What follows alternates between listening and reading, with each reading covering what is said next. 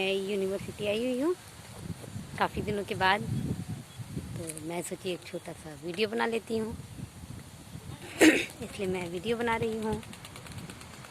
ये है कोल्हान यूनिवर्सिटी की का बिल्डिंग का ये ऑफिस है, एग्जामिनेशन डिपार्टमेंट है।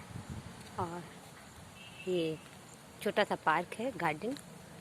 बच्चे यहाँ बैठते हैं, कोई स्टडी करते हैं, कोई गपशप करता है। और ये जो है ये गेस्ट हाउस है, कोई आए गए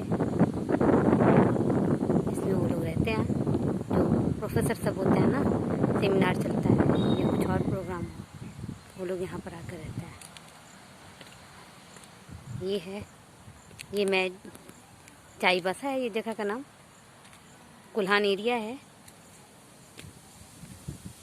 और ये देखें